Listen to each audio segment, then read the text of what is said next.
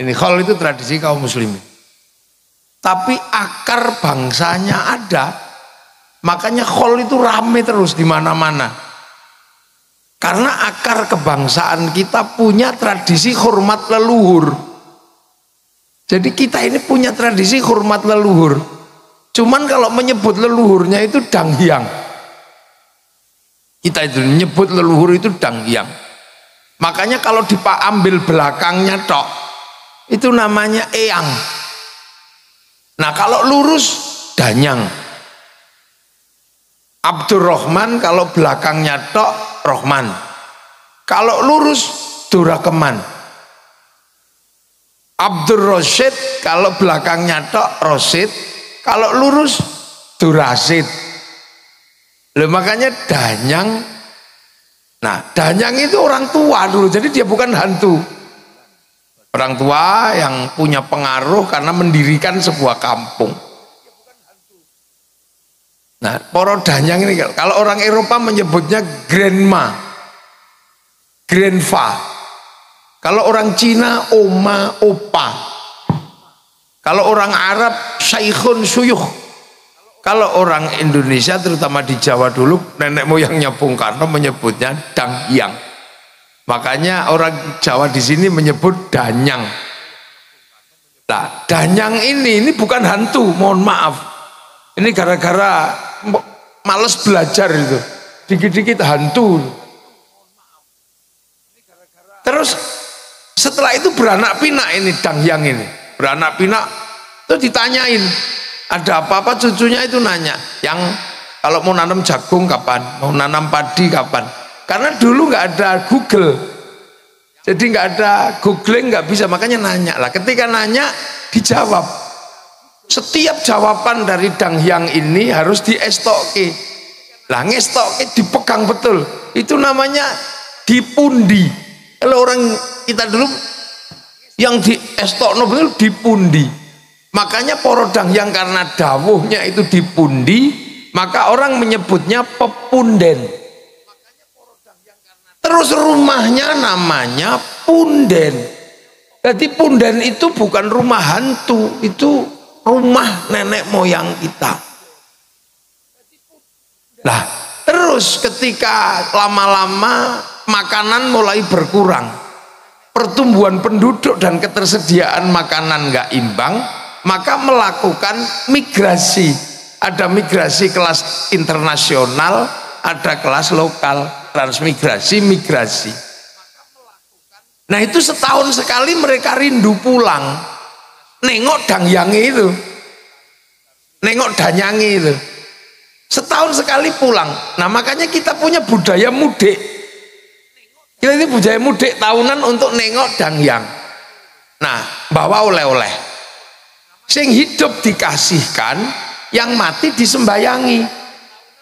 Nah nyembayangi atau mendoakan leluhur, upacaranya dikenal dengan nama upacara serodo. Maka ketika upacara serodo itu dilakoni, dijalankan, maka ada istilah nyadran. Nah ini sadranan sebenarnya. Kalau nyadran katok kalau belum dipakai, kalau dipakai katokan. Sarung kalau belum dipakai sarungan. Nah nyat serodo kalau belum dijalankan ya serodo, kalau dijalankan jadi nyadran. Terus dibilangi eyangmu itu nggak mati, cuman pindah dari alam kecil ke alam besar, mikrokosmos ke makrokosmos gitu dalam bahasa. Nah makanya karena sudah pergi tapi masih hidup, pindah alam, didoakan merui kaki danyang nini danyang. Ini landasan, makanya mendoakan leluhur itu mau pindah agama apa setelah agama datang, tradisi ini nggak pernah hilang karena itu lahir asli dari bumi Nusantara. Jadi bangsa kita sudah beradab, tidak pernah menyia-nyiakan para pendahulu. Loh, makanya kita ini punya sama kayak orang solawatan gitu, dangdutan, nyanyi, karena bangsa kita ini juga punya tradisi nyanyi.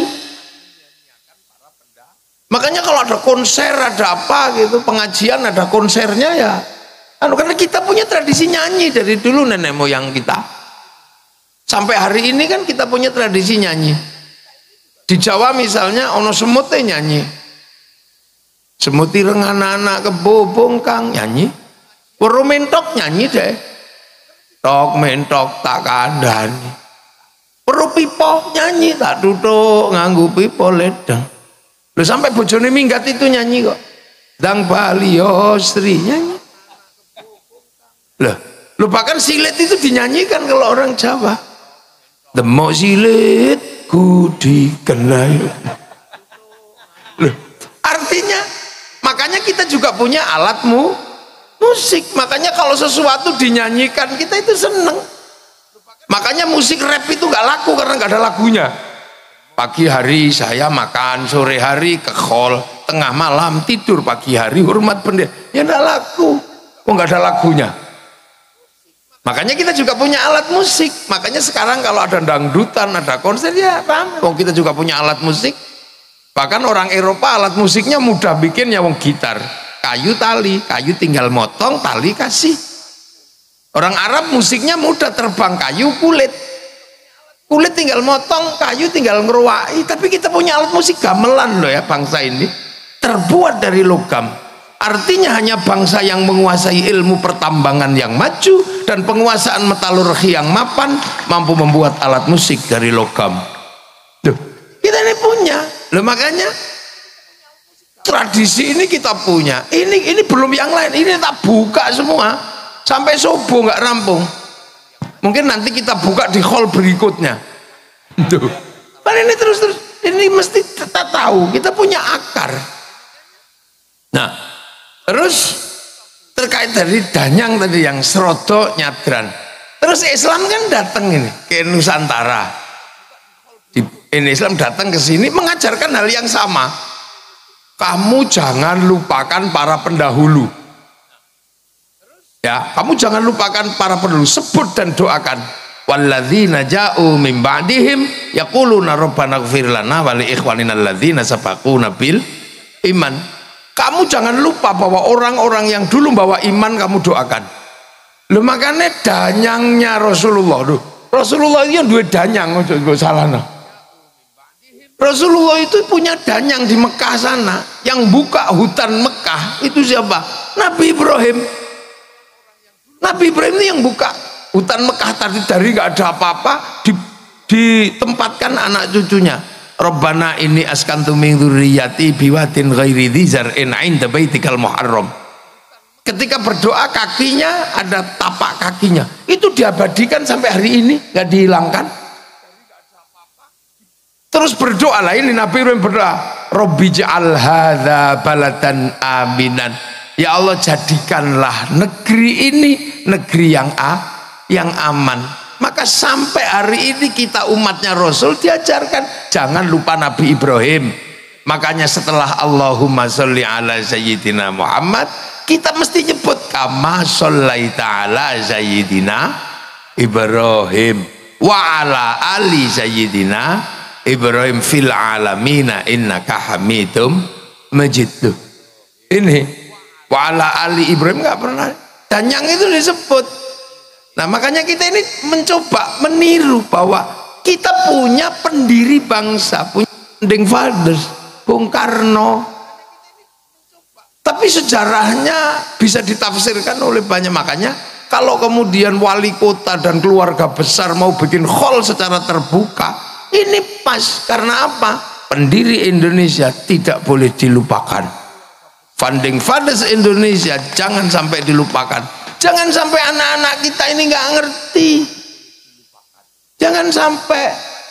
Nah, cuman kalau Islam kan tidak, Nabi belum disebut. Makanya kita diajarkan ziarah kubur. Terus di kuburan kita disuruh mendoakan kan gitu.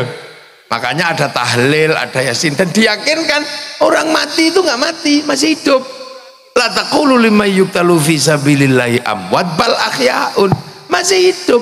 Orang-orang meninggal itu masih hidup. Makanya harus kita peringati orang-orang meninggal ini di kuburannya, karena kalau enggak nanti makamnya ganti, namanya berubah, kita ini bisa repot. Harus dijelasin. Terus diajarkan karena masih hidup, diajarkan apa? Ila hadrati ila ruhi. Terus Islam mengajarkan orang mati bawakan makanan yang banyak. Makanya Pak Iben menyiapkan makanan banyak 5.000 tumpeng, tapi jangan dibawa ke kuburan Bung Karno. Kita makan sendiri biar jadi sedekah. Makanya kemudian muncul istilah sedekah untuk memberikan apa? Kiriman kepada orang yang sudah meninggal. Sehingga serodo nyadran klebon kemasukan istilah sedekah. Maka kemudian ada istilah sedekahan. Sedekah dijalankan jadi sedekahan. Berhubung sing meninggal wis di dalam bumi, maka kemudian juga ada istilah sedekah bumi. Begitu ada makan, kiainya pasti doanya Allahumma barik lana, Allahumma barik lana, Allahumma barik lana. Lah kok tiba-tiba setiap ada makanan kiainya datang doanya Allahumma barik lana. Maka kemudian karena burak-barik akhirnya makanan datang, ada yang menyebut barian, ada yang menyebut baritan. Ini menyebut barian, ada yang menyebut baritan. Nah, makanya kita alhamdulillah kita juga diajarkan jangan melupakan sejarah masa lalu. Intinya khol itu apa? Jas merah, kata Bung Karno. Jangan sekali-sekali sampean melupakan sejarah. Tapi intinya orang yang sudah meninggal kita doakan, kita sedekahi. Tadi sudah didoakan, disedekahi. Baru setelah itu kita bicara manakib atau sejarah orang yang meninggal. Tadi sekilas disampaikan sejarahnya Bung Karno. Tapi Bung Karno ini kelasnya kelas nasional, bahkan kelas internasional. Bung Karno ini bukan kelas lokal, beliau kelas internasional. Makanya sampai coba jalan ke Maroko sana, itu ada jalan Soekarno. Di Kuba ada, di daerah perang, daerah Pesawar sana ada nama Bung Karno. Bahkan sampean kalau mengaku Indonesia gitu ziarah ke makam Imam Bukhari, orang tahu oh ya Indonesia, Soekarno jalan. Bahkan sampai di Mekah ada pohon Soekarno. Jadi Bung Karno ini kelasnya kelas internasional. Karena apa? Karena nation state yang beliau bangun berjejer dengan nation state negara lain. Karena Bung Karno yang pertama berbicara bagaimana membangun bangsa. Ini gimana cara membangun bangsa? Karena bangsa kita ini kan sudah bangsa yang sudah utuh, sudah kuat. Sebagai nation kita ini sudah jalan sebagai bangsa. Kita mengenal bangsa Singasari, kita mengenal bangsa Majapahit. Bahkan bangsa kita bukan bangsa yang main-main. Makanya Bung Karno tidak pernah melepaskan bagaimana menggali masa lalu. Karena kita punya kekuatan untuk bikin bangsa dan negara. Berbicara tentang strategi politik, kita punya kitab Negara Kertagama. Kita punya pelajaran bagaimana membangun Majapahit yang beraneka suku, beraneka ragam. Kita bisa baca dari situ. Jadi kita mungkin sebelum kita baca bagaimana masa lalu Cina, masa lalu Afrika, kita sudah punya masa lalu. Kita punya negara. Tahun 300 kita punya negara namanya Kutai Kartanegara. Tahun 500 kita punya kerajaan Kanjuruhan di Malang, sekitaran Blitar. Tahun 500 dikit kita punya kerajaan Kalingga dengan Ratu Sima. Di Palembang abad ke-7 sudah ada Sriwijaya. Jadi kita komplit. Ketika Rasulullah lahir tahun 571 kita sudah punya negara. Bahkan ketika dunia luluh lantak oleh Mongolia tahun 1250, sehingga Arab jatuh ke Mongolia, Cina jatuh ke Mongolia, Eropa jatuh ke Mongolia, maka ketika Mongolia mengarahkan armada multinasionalnya ke Nusantara, apa kita takut sama mereka? Enggak. Apa yang terjadi? Kita lawan mereka. Kertanegara motong kupingnya Menci, Sehingga mereka mendatangkan pasukan, dilawan oleh ekspedisi Pamalayunya Kertanegara. Hasilnya apa? Mongolia kalah di Selat Malaka. Satu-satunya bangsa yang pertama kali mampu mengalahkan Mongolia itu bangsa Nusantara, namanya Singasari. Jadi makanya jangan heran ketika Belanda kok ngajak perang, rampung. Salahnya Belanda itu ngajak perang. Salahnya penjajah itu ngajak perang. Lupa bahwa bangsa ini jago perang. Coba kalau Belanda itu tetap stabil dengan perdagangan, mungkin kita nggak akan merdeka. Belanda itu strategi tetap dengan gaya VOC gitu ya. Terus misalnya dagang, ya rugi-rugi dikit, atau badi-badi dikit, mungkin kita juga masih dengan politik divide et impera.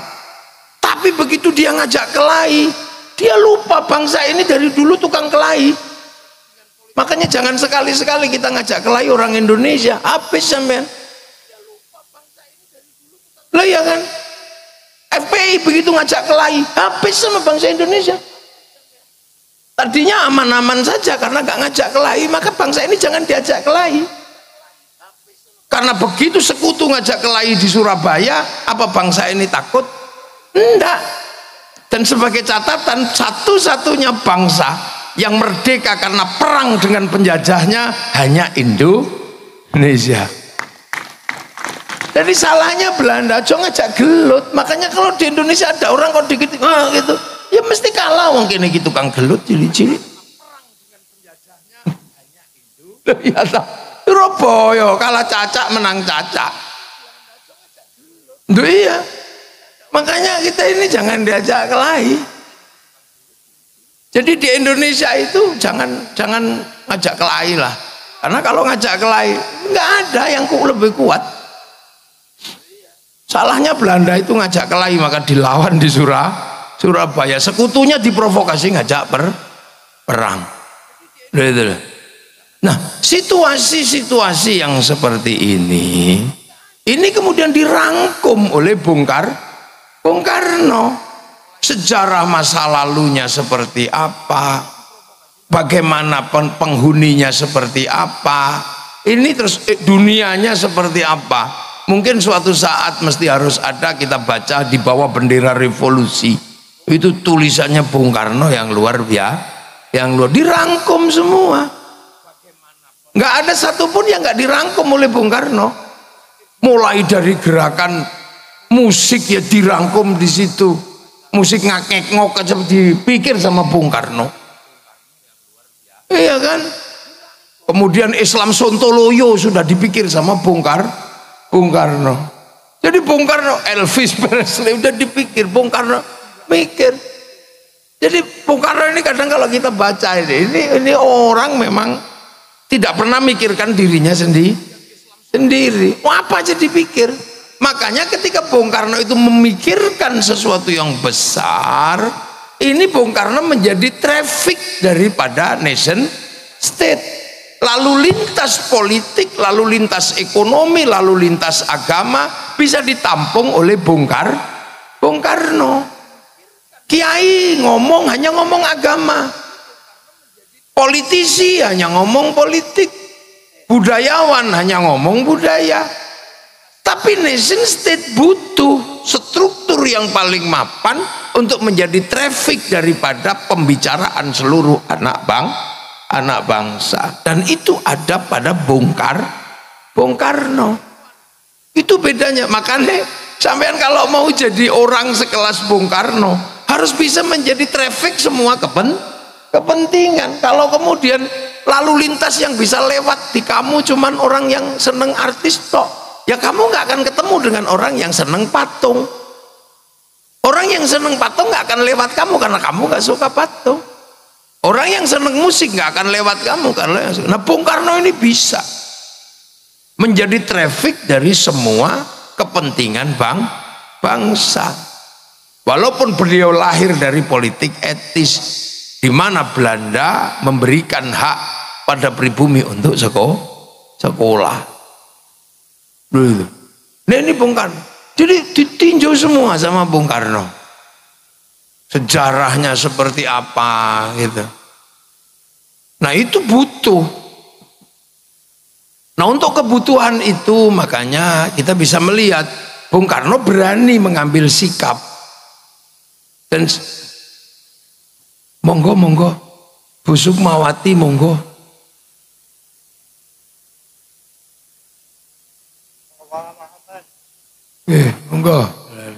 Monggo Bu Sukma monggo. Nggih, monggo lah jenengan WA kula bal-bal niki.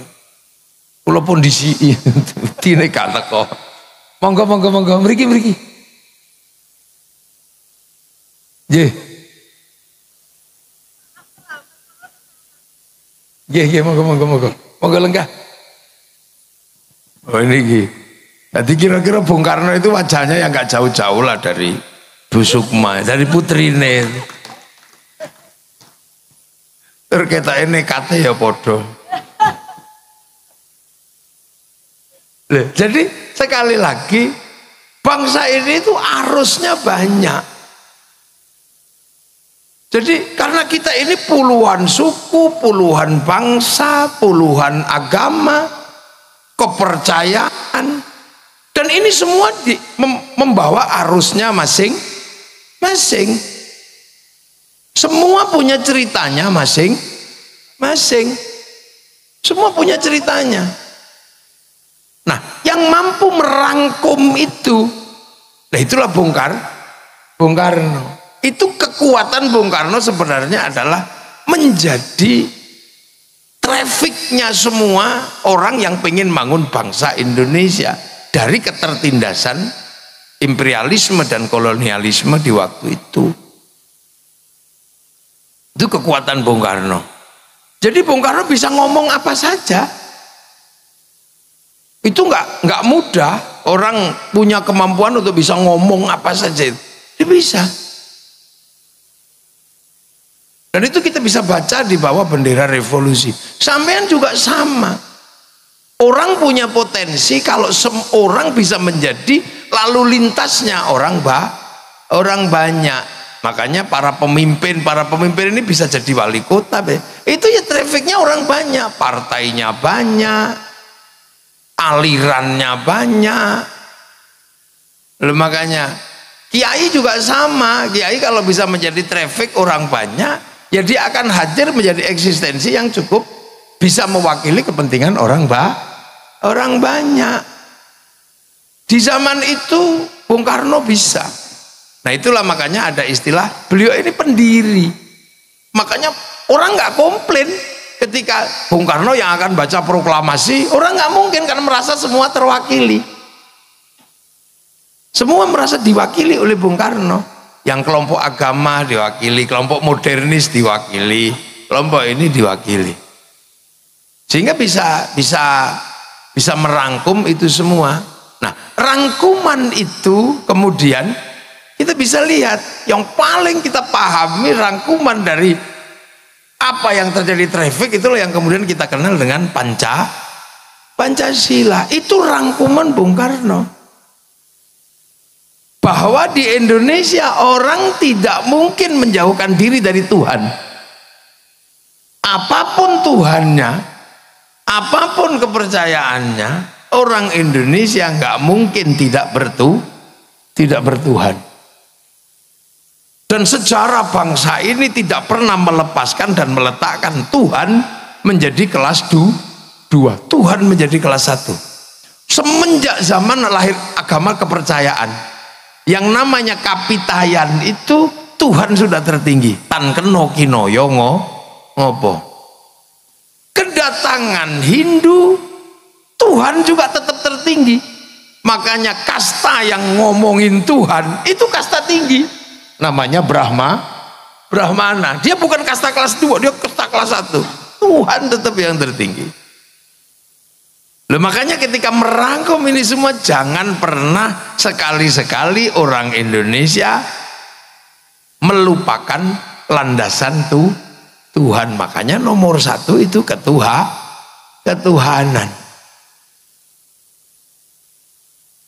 Nah, setelah ngurus urusan ketuhanan jangan pernah melupakan bahwa urusan kedua adalah urusan manusia. Karena pergerakan dunia ini pasti karena manusia. Dunia ini ada dan kita bisa nikmati karena ada manusia. Kalau cuman sapi tok, itu dunia nggak bergerak karena sapi monoton. Kalau dunia itu hantu gitu, enggak, dia monoton. Tapi berhubung dunia ini manusia, ini nomor satu. Coba, manusia yang kita lihat sederhana ini menggerakkan dunia. Bibir manusia itu menggerakkan pabrik lipstik, asetnya triliunan. Makanya semalam saya di PDI Jogja, saya bilang kalau bisa itu kita ini punya patung manusia.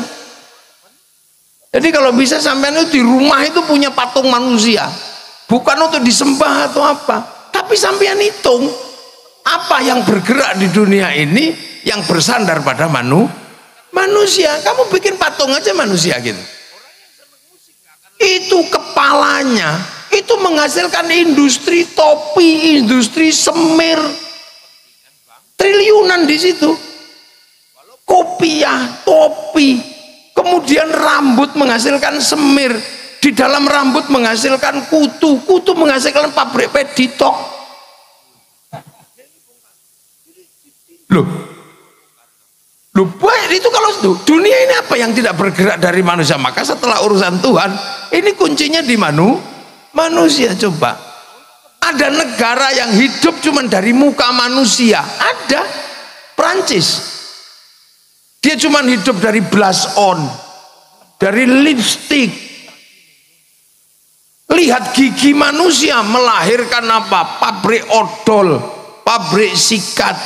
Itu di kepala ini asetnya triliunan. Jadi kalau kita berbicara manusia, jadi ojo sembrono zaman dengan manusia. Cuman kadang kita nggak pernah mikir manusia, kita cuma begitu mikir kambing lupa manusia. PDI begitu mikir banteng lupa jangan banteng lali menungso manusia. Iya, mata ini melahirkan industri moto triliunan asetnya, sampai apa itu yang namanya hidup ini orang bisa hidup, ibu-ibu ini bisa hidup itu karena apa? Alis ini, ya Allah, triliunan. Jari ini menghasilkan industri kuku, ini potong kuku, manikur, pedikur. Loh, ini bergerak. Makanya setelah Tuhan menciptakan dunia ini, kamu lihat manusia dulu, manusiaan, jangan sembrono. Mau nindas, mau ditindas, mau perang, mau apa, kuncinya ada di manusia. Nggak ada perang sapi, nggak ada. Sapi bisa bertarung karena dinaiki manusia. Kuda berkelahi karena dinaiki manusia. Coba, ada negara-negara manusia yang bisa hidup. Lihat manusia ambekan, bikin industri oksigen. Yang kemarin ketika COVID, betapa mahalnya oksigen, yang orang Blitar nggak pernah kepikiran. Baru kepikiran oksigen itu cuman kalau ada entutnya baru kepikiran cari oksigen. Bayangin, dunia ini bergerak di manusia. Turun ke bawah dikit, itu ada di pantat menghasilkan industri kursi. Begitu berbicara yang keluar dari pantat, ada industri pempes, triliunan itu asetnya. Loh, jangan dikira itu sederhana.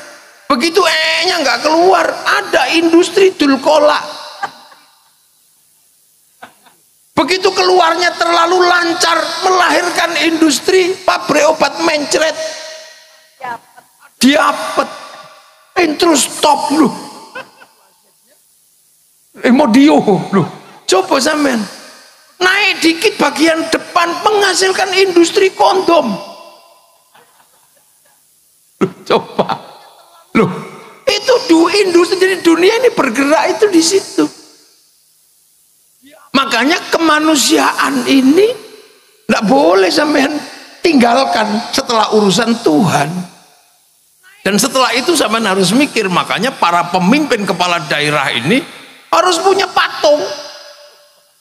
Pak Ibin, lu Lho santri kula niku Ibin niku. Kula sing ngomong niku mbiyen ning Jogja. Saiki dadi wali kota ya wis top. Dadi muridku wis ono sing dadi wali kota. Top makane berapi-api. Mendemonstran niku. Lho jadi coba apa yang tidak ada dari manusia coba? Ada syuting. Itu syuting, itu kenapa? Karena manusia pengen gambarnya ada. Ada rokok karena manusia ngantuk. Coba, nggak ada satupun di dunia ini yang nggak berhubungan dengan manusia. Makanya manusia harus mendapatkan prioritas kedua setelah ketuhanan. Tapi ingat satu prinsip, manusia nggak bisa mandiri, manusia nggak bisa independen. Dia butuh dengan yang lain, butuh lingkungan, butuh manusia yang lain. Manusia nggak bisa hidup sendiri, sudah. Makanya konsep kehidupan begitu, manusia nggak bisa berdiri sendiri, dia butuh orang lain. Pengen cantik butuh orang Prancis. Kita minum di sini butuh Danone. Kita butuh malah macam-macam. Manusia nggak bisa hidup sendiri. Makanya ketika manusia gak bisa hidup sendiri sama Tuhan, kamu manusia hidupmu karena makan. Maka ketika kamu makan, jangan melupakan yang lain, bahwa di dalam makananmu ada intervensi, ada keterlibatan orang lain. Makanya manusia yang paling nyata hidupnya karena makan, maka makan mengingatkan kita bahwa makan tidak independen. Maka doanya Allahumma barik lana. Kenapa bukan barikli? Kenapa berkahilah kami dalam makanan? Karena makan kita melibatkan orang yang kadang kita nggak tahu tempatnya di mana, sukunya apa, agamanya apa. Kita makan nasi. Begitu kita makan nasi, pasti di situ melibatkan sawah karena sapi apa ditanam padi itu. Begitu sawah melibatkan negara, melibatkan menteri ATR, melibatkan BPN, karena kalau enggak sawah pasti perang. Setelah padi itu ditanam, kita melibatkan pabrik pupuk, entah di mana pabriknya kita nggak tahu. Kita nggak tahu pabriknya di mana, siapa yang bikin insinyurnya. Begitu kita panen, kita melibatkan mesin pemanen. Begitu kita masak nasi, kita melibatkan pabrik kompor. Kita melibatkan pabrik LPG, kita melibatkan pabrik apa? Rice cooker. Itu dunianya di mana kita nggak tahu. Jadi makan itu transnasional. Dan sembrono. Begitu nasi itu ada di piring, kita melibatkan pabrik piring. Begitu kita makan ada bumbunya, yang nanam bumbu di mana kita nggak tahu. Yang nanam bawang di mana, yang nanam merica di mana. Begitu kita makan enak, bumbunya karena dikasih garam. Yang bikin garam kampungnya Pak Said Abdullah ini, Madura. Dan kita kadang curiga sama orang Madura ketika bikin garam. Kita curiga, jangan-jangan ditambah garamnya itu kencing dia. Makanya orang Jawa curiga karena takut dikencingi. Maka produknya dikasih nama uyah karena khawatir pas bikin nguyuh. Oh jangan-jangan pas bikin uyah nguyuh, makanya dibikin uyah sama uyuh. Kira-kira, tapi kalau enggak ya syukur. Ini di mana kita nggak tahu. Setelah kita makan kemudian kita ngambil anggur merah. Anggur merah bukan tanaman Indonesia. Lihat kalau nggak Cina, New Zealand, Australia, Amerika. Itu berarti apa? Butuh impor. Kalau berbicara impor berarti butuh negara. Negara menunjuk Menteri Perdagangan. Menteri Perdagangan menunjuk eksportir, importir. Di situ pasti ada bill of lading, ada letter of intent. Ada obligasi. Loh, mbok kira menungso itu tanpa persatuan urip, ndak mungkin. Makanya di dalam agama sudah diajarkan tulang kehidupanmu adalah makan. Maka ketika kamu makan, jangan kamu lupakan bahwa ada intervensi, ada keterlibatan orang lain. Maka Allahumma barik lana. Maka agama pun ketika berbicara tentang kebenaran itu bersama. Makanya mayuridillahu bi khairan yufaqihu fiddin. Yang dikehendaki menjadi baik oleh Allah dikasih ngerti urusan agama. Ini tak ajak ngaji nahwu. Khaironnya di situ nakirah. Maknanya khairon kamilan, kebaikan yang sempurna. Baik sempurna bukan milik manusia, itu milik Allah. Makanya kalau ada manusia baik pasti nggak sempurna. Saya tanya sekarang, pasti baik, pasti nggak sempurna. Malam ini pengajian ini baik apa enggak? Nah kalau malam ini pengajian baik, yang paling baik siapa? Ayo, ya kiainya pasti. Ya pasti kiainya. Loh kalau pengajian ini baik, yang paling baik ya pasti saya. Yang dikasih duduk meja cuman saya. Yang lain kan sudah biasa punya kursi, jadi ya, dan punya meja lah. Saya kan nggak pernah punya meja, jadinya ya ini. Makanya tadi sampean dapat makanan di sini ya enggak, wis biasa untuk panganan. Loh, tapi saya nggak boleh mengaku yang terbaik, nggak boleh. Karena saya baik terlihat di sini, diundang sama wali kota. Kalau saya nggak diundang wali kota, nggak kelihatan saya ada di sini. Nah kalau gitu baik saya apa baik wali kota? Ya nggak bisa, saya nggak datang wali kotanya jelek. Loh itu baru 2 orang sudah ribut, saya sama wali kota. Apalagi kalau sampean ikut-ikutan, yang baik ya saya, kiai, kami. Lah kenapa mau datang? Karena kalau nggak ada orang duduk di situ, ini bukan pengajian, bukan khol, ini cek sound. Loh, terus kata tukang sound yang paling baik ya kami, kiai. Lah kok nama? Nek soundnya tak pateni ya bubar katanya. Kata Pak Wali Kota, ya coba pateni rata bayar. Ya kan? Ini menjadi indah karena ya ono sing masang tenda.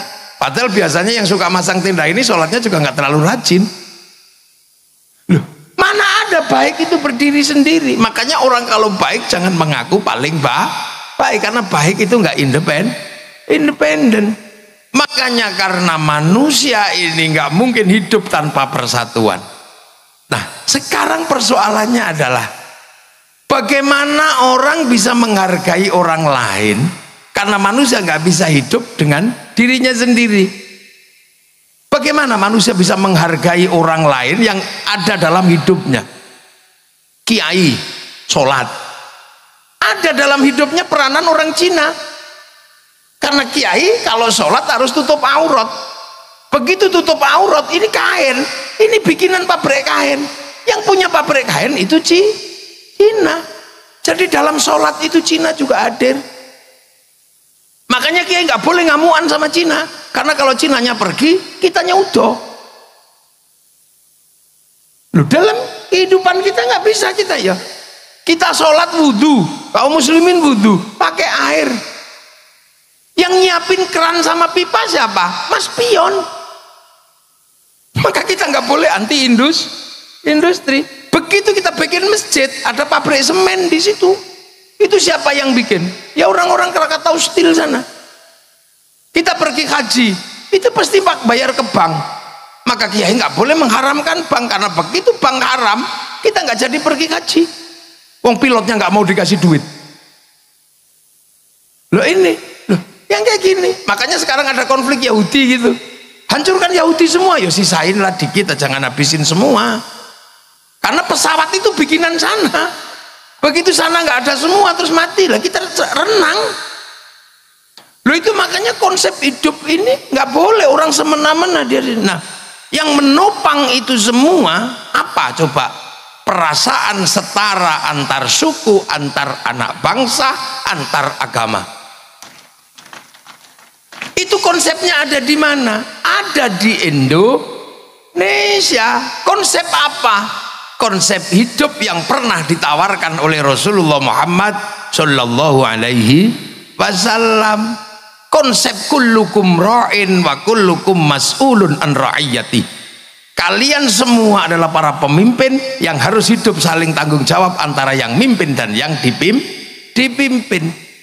Konsep bertanggung jawab dalam perbedaan suku, bangsa, agama, tapi hidup setara, itulah yang disebut ra'iyah.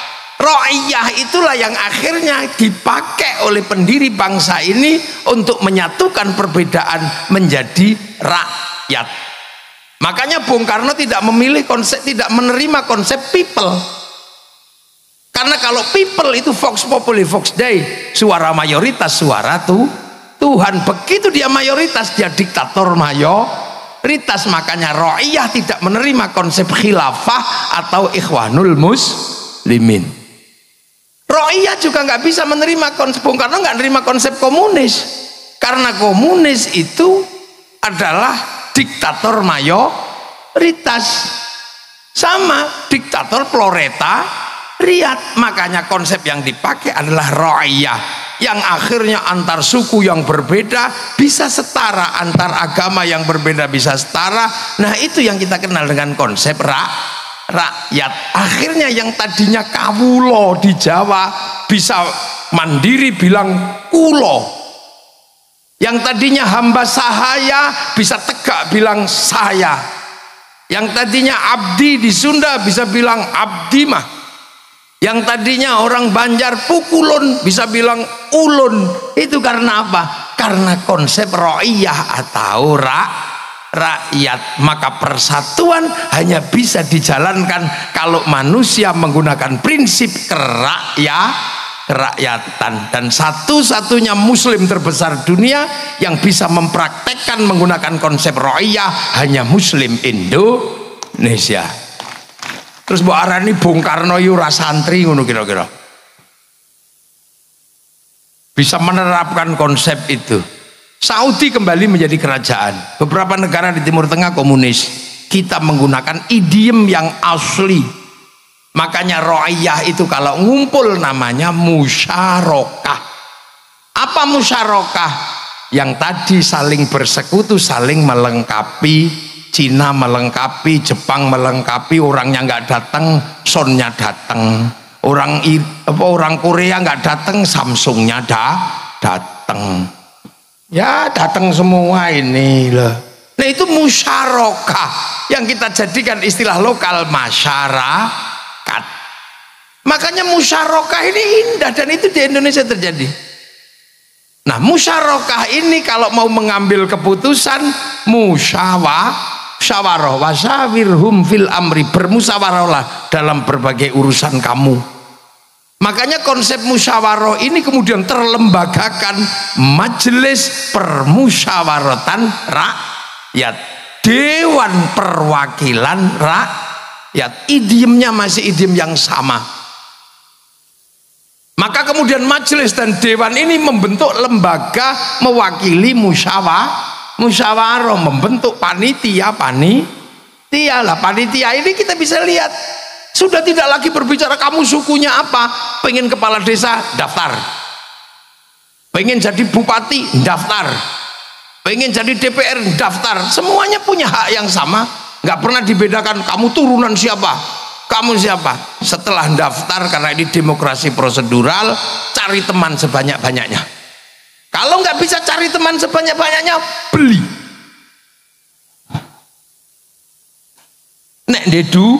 Nek duwe ngono lho, ya piye meneh. Nah itu konsep musyawarah. Makanya nah yang nata dulu yang digali oleh Bung Karno ini kerjaan siapa? Kerjaan para wali. Nah kenapa di Indonesia Anda mengenal wali? Karena dulu Indonesia itu Hindu, kasta tertinggi Brahmana. Makanya yang bisa imbang berbicara dengan Brahmana para wali. Saudagar nggak bisa ngomong agama di Nusantara karena saudagar itu kastanya Sudra.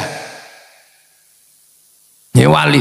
Makanya akhirnya penataan ini oleh Bung Karno dilembagakan menjadi wilayah. Al-wali, al-wilayah. Jadinya apa? Konsep ro'iyah, musyarakah, musyawarah menjadi wilayah yang disebut NKRI, Negara Kesatuan Republik Indonesia. Hasilnya apa? Arab satu bangsa pecah puluhan negara, Cina satu bangsa pecah puluhan negara, Afrika satu bangsa pecah puluhan negara. Kita puluhan suku bangsa agama mampu bersatu dalam satu negara kesatuan Republik Indonesia. Lah itu. Makanya ini kerakyatan menjadi landasan. Terus yang mimpin siapa? Harus orang yang jernih, hatinya penuh nilai ketuhanan. Hati yang penuh ketuhanan nilainya disebut hati yang penuh hikmah. Maka kerakyatan aja bisa dipimpin oleh hikmah. Ini bahasa-bahasa padat yang luar biasa, yang saya nggak yakin orang sekarang bisa menggali bahasa yang padat itu. Oleh hikmah, kebijaksanaan. Ingat, kebijaksanaan. Karena apa? Tempat orang di mana-mana. Kalau misalnya presiden Indonesia asalnya dari Jakarta, kok yang diurusi Jakarta tok. Jadi bupati Blitar itu asalnya dari kecamatan Pelingi, kok yang diurusi Pelingi tok. Itu bukan bijaksana, itu bijak sini loh. Makanya kebijaksanaan bukan kebijaksinian. Butuh permusyawaratan dengan konsep perwakilan, akan tercipta keadilan sosial bagi seluruh rakyat Indonesia loh. Ini nggak ada lagi yang cerita sekarang, nggak ada lagi bahwa ini butuh darah dulu. Untuk tegaknya NKRI itu butuh darah. Jangankan NKRI, mendirikan bendera itu mati dulu orang. Yang sekarang harganya 15.000 mungkin, itu dulu mati teman. Karena ini negara, karena berhadapan dengan negara yang lain. Di Jogja takut biar gak ditembak itu kalau mendirikan merah putih, taruh dalam rumah. Belanda curiga tiangnya dikasih tebu, masih curiga tiangnya dikasih kelapa, masih curiga tiangnya dikasih pisang, masih curiga tiangnya dikasih kelapa padi, masih curiga bawa tumpeng. Begitu tumpengnya habis, padi mengering, pisang rontok, kelapa rontok, padi rontok, yang tersisa apa? Tinggal merah putih di dada kami anak-anak Indonesia. Begitu masuk Surabaya, masalah merah putih biru, Surabaya gak kena di kalah cacak, menang cacak. Begitu merah putih biru disobek, hasilnya apa? Berapa ribu yang mati berkalang tanah itu demi berkibarnya merah putih. Sekarang merah putih udah gak minta nyawa, cuma minta gini dok. Iku ono sing alasan musyrik, ono sing alasan bid'ah. Kayaknya orang itu di zaman perang kakek buyutnya mata-matanya Belanda itu. Jadi menjadi bangsa itu enggak kok terus kemudian idiom slogan dia diperjuangkan. Makanya ketika menjadi Indonesia ini ada yang berkalang tanah yang disebut pahlawan, ada yang disebut pejuang, veteran, itu semua bergerak kan gitu, itu semua bergerak. Dan itu dialami langsung Bung Karno di penjara, dari penjara ke penjara, dari suka miskin. Padahal Bung Karno itu kalau mau hidup enak gampang, wong orang pinter zaman segitu. Iya, orang pinter zaman segitu kan nggak terlalu susah, ikut Belanda aja udah beres, jadi komprador. Tapi beliau memilih jalan perjuangan yang pasti terjal, ditopang oleh beberapa kekuatan. Ayo, trafik yang berbeda-beda memerdekakan bangsa pakai Pancasila. Nah ini nggak ada yang cerita sekarang. Amerika itu konsen dengan cerita seperti ini agar bangsanya tetap dikenang sebagai masa lalu oleh anak-anak masa depan. Kita bisa lihat betapa mereka konsen di film Hollywood, mulai dari Wild West sampai The Last of the Mohican. Dia ceritakan, bayangkan, diganggu sama Vietnam, dia bikin Rambo 1 sampai 6. Bangsanya diganggu secara spiritual oleh Cina, dia bikin American Shaolin, American Kungfu. Diganggu sama Jepang, dia bikin American Samurai, American Ninja. Bahkan samurai terakhir dari Amerika namanya Tom Cruise dalam film The Last Samurai. Loh, mereka jelaskan gagal dengan apa? Saddam Hussein, Hot Shot 1, 2. Gagal dengan terorisme, bikin 12 Strong. Ini tercatat, mereka ceritakan semua. Cina, mana dia berhenti menceritakan ular putih sampai ular hijau. Dari Wung Fei Hung sampai Sun Gokong dia ceritakan, karena tahu bahwa bangsa ini nggak boleh melupakan sejarahnya.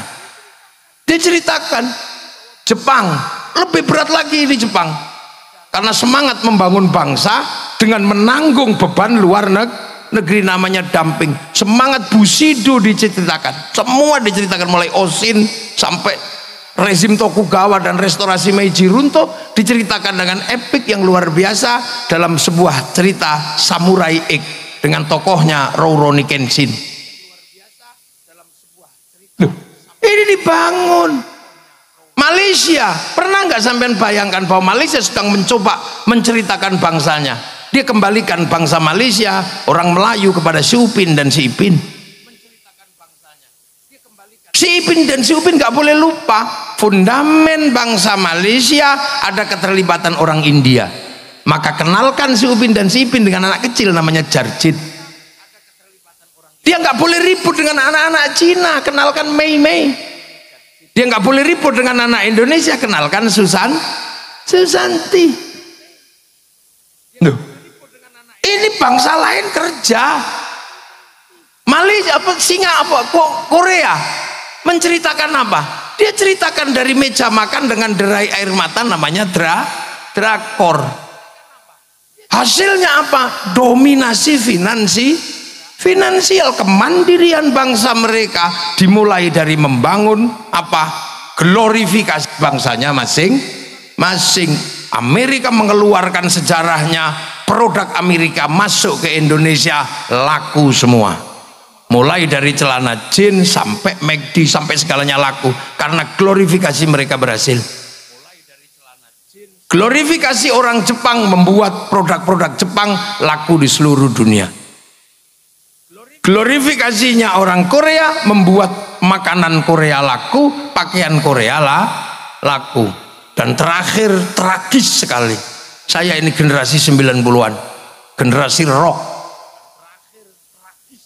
Iya, generasi rock, generasi saya itu. Musik rock yang dulu melegenda bahkan mampu menjebol perang dingin antara Amerika sama Rusia, itu namanya Metallica. Dia konser di Moskow di Lapangan Merah, pengunjungnya 6 juta. Semua menganalisa nggak mungkin bisa dikalahkan, bahkan Woodstock juga nggak akan bisa mengalahkan, karena konser itu menjebol perang dingin. Itu sejarah yang nggak mungkin bisa dilupakan dalam situasi luring. Begitu ada COVID, diajar sama BTS. Sekali konser yang nonton 100 juta orang lebih. Seminggu 4 kali, 1 tahun saya hitung pemasukan dari BTS yang ceng itu. 1 tahun pemasukan ke Korea 2.500 triliun. Kalah korupsinya Wilmar yang cuma 11. Loh, ini duit semua sampean, jangan dikira. Loh gitu. Makanya waktu itu Bung Karno begitu jadi bangsa, apa yang beliau pikirkan? Berdikari, mari kita berdiri di kaki sendiri. Tapi tantangan terbesar Bung Karno adalah Hitler yang jatuh, 45 mati, 48 Jerman jatuh. Apa yang terjadi? Pisah antara Soviet sama Amerika. Bung Karno dipaksa, you mau ikut Soviet apa ikut Amerika? Enggak, non blok. Maka kemudian bikin Asia, Afrika, macam-macam. Dan enak ketika bikin non blok, karena apa? Intelektualnya nasionalis. Kemudian bangsa ini ada yang nyelip, membawa apa? Membawa sesuatu dari luar yang akhirnya kita harus apa? Membuka diri karena perubahan yang ada di luar. Masuklah kapitalisme model baru namanya developmentalism.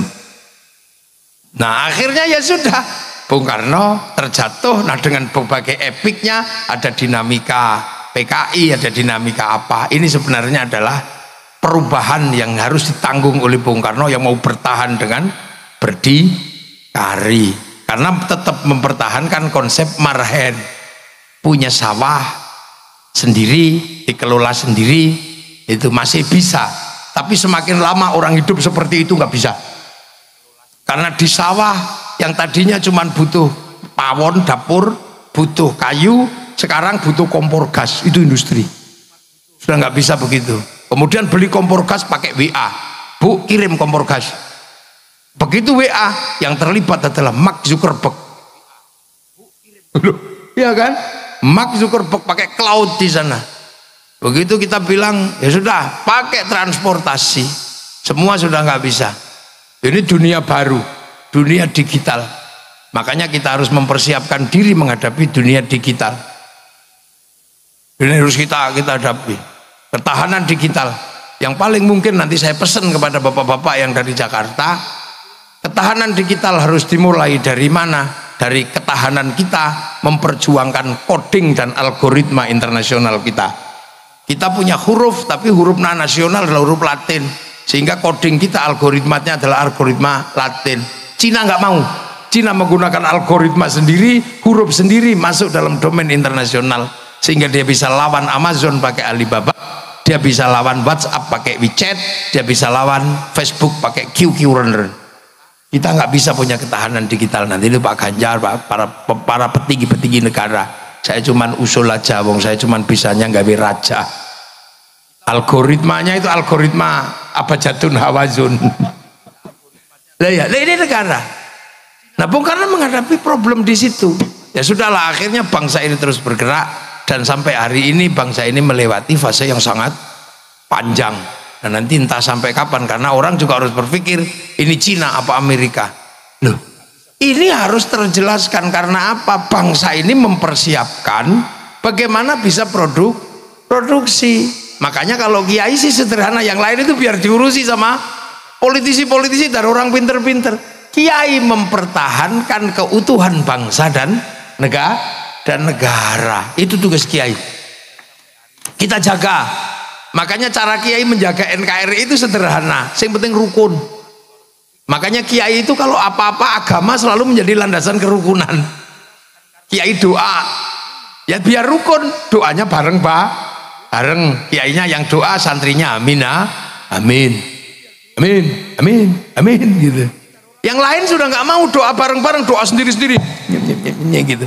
Santri kiai enggak, karena santri kiai bagian dari perjuangan NKRI. Maka kalau doa tetap bareng-bareng. Begitu yang doa kok tambah banyak, diajak ke alun-alun Blitar, namanya istighosah. Akhirnya ro'iyah ngumpul, rakyat semuanya ngumpul. Yang ngaji datang untuk ngaji, yang jual bakso datang untuk jual bakso. Kerukunan terjaga, roda ekonomi berputar. Itulah yang bisa kita lakukan. Belum makanya kiai itu sholawat, ya nggak sendirian. Kalau sholawat bareng-bareng nggak bisa, Bu Sukma. Saya lagunya Rhoma Irama.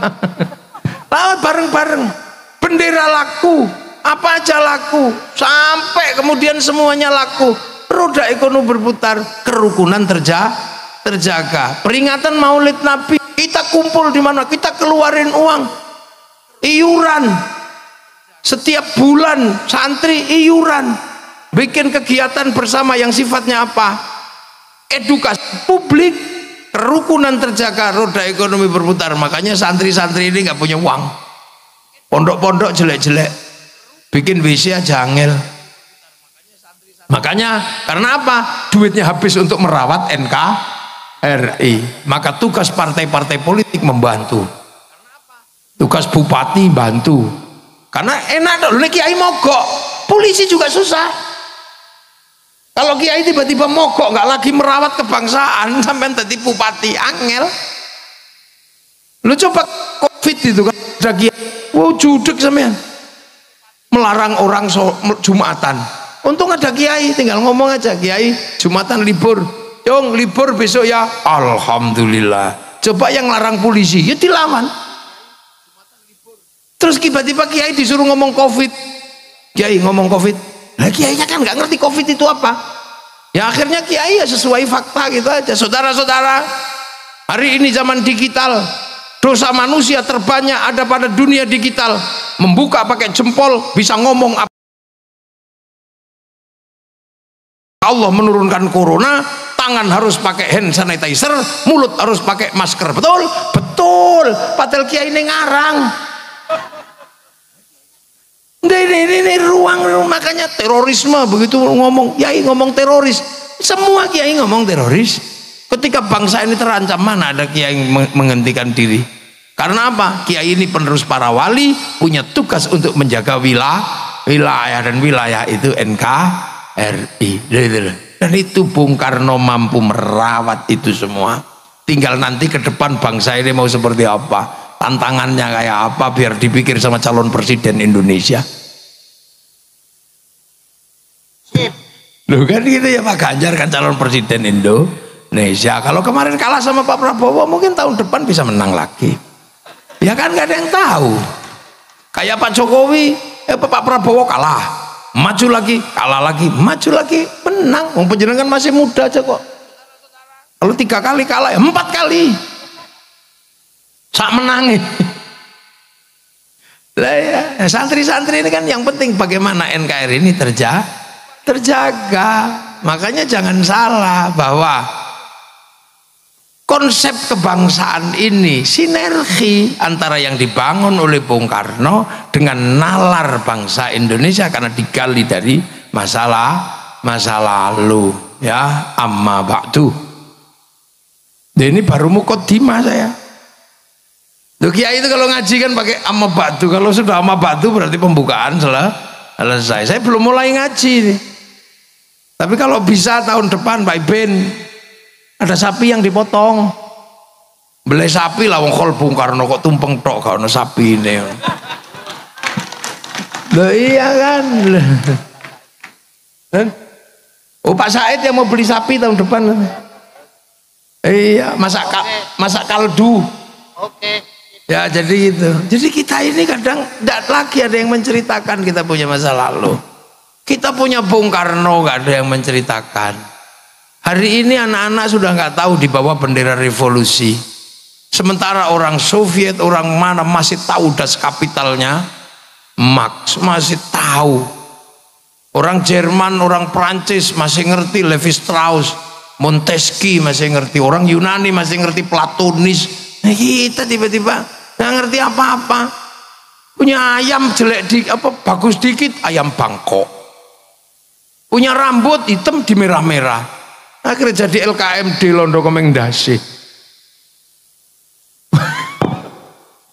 Nah itu semangat Bung Karno, itu semangat untuk mempertahankan bagaimana bangsa ini bangkit, karena nanti produksi butuh konsumsi. Konsumsi terbesar itu berbanding lurus dengan rasa cinta pada bangsa dan negara. Makanya kita ini ngomongin bangsa dan negara, ngomongin Bung Karno. Semoga malam hari ini bermanfaat dan nanti bisa kita lanjutkan pada call berikutnya. Assalamualaikum warahmatullahi wabarakatuh.